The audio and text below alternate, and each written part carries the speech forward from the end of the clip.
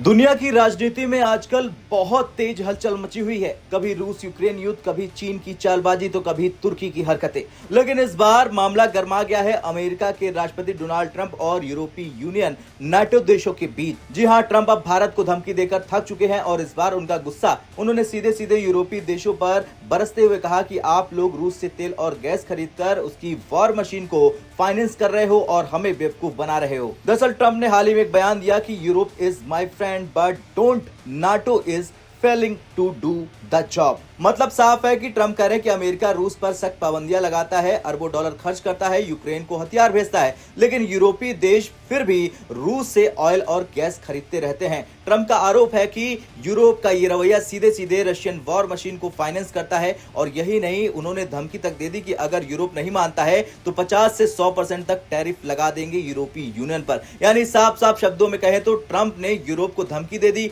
या तो अमेरिका की लाइन पर चलो या फिर हमारी मार खाओ टैरिफ वाली। अब जरा असली गेम समझिए। सच्चाई यह है कि भारत अकेला देश नहीं है जो रूस से तेल खरीदता है। यूरोप भी रूस से तेल और गैस खरीदता है, लेकिन चालाकी से। साल 2022 में जब रूस यूक्रेन युद्ध शुरू हुआ तब यूरोपीय यूनियन ने कहा हम रूस से एनर्जी नहीं लेंगे, लेकिन हकीकत क्या हुई? यूरोपीय देशों ने डायरेक्ट खरीद 90% तक कम कर दी। लेकिन आज भी हंगरी, स्लोवाकिया जैसे लैंडलॉक्ड देश पाइपलाइन से सीधा रूस से तेल लेते हैं। और सबसे बड़ी बात, तुर्की जो नाटो का सदस्य है आज भी रूस से खूब एनर्जी ले रहा है। और ये तो डायरेक्ट बात हुई। अब सुनिए असली खेल। भारत रूस से सस्ता तेल खरीदता है, उसे रिफाइन करता है और फिर यूरोप को बेचता है। यानी यूरोप कहता है कि हम रूस से तेल नहीं लेंगे, लेकिन राउंड अबाउट तरीके से भारत से वही तेल खरीद रहा है। कहावत याद होगी आपको कि नाम बड़े और दर्शन छोटे। यूरोप की हालत यही है। अब सवाल यह है कि यूरोप की ये चालबाजी क्यों है? दरअसल इसका जवाब है इकोनॉमिक्स। अगर यूरोप अचानक रूस से तेल लेना बंद कर देगा तो तेल की कीमतें आसमान छू जाएगी, इंडस्ट्रीज बंद हो जाएगी, महंगाई बढ़ जाएगी और जनता सड़कों पर उतर जाएगी। और सबसे बड़ी बात,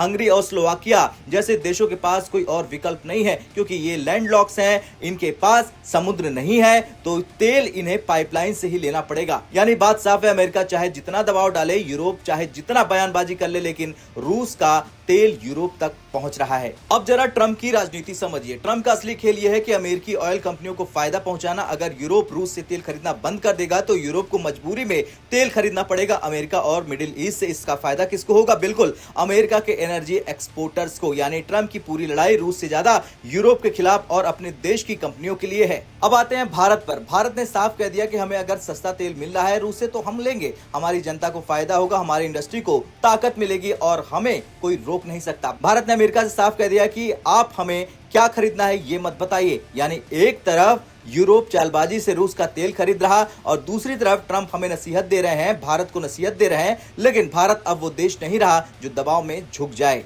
खैर, ट्रंप का गुस्सा चाहे यूरोप पर हो या भारत पर, सच्चाई यही है कि इस पूरे खेल में भारत को सबसे बड़ा फायदा हो रहा, क्योंकि भारत को सस्ता तेल मिल रहा, भारत रिफाइन करके महंगे दामों पर यूरोप को उसको बेच रहा और अमेरिका रूस यूरोप की इस लड़ाई में भारत अपनी अर्थव्यवस्था को मजबूत कर रहा। तो यही है पूरी खबर। ट्रंप भड़क गए, यूरोप की चालबाजी बेनकाब हो गई और भारत ने साफ कर दिया कि हम किसी से डरने वाले नहीं हैं।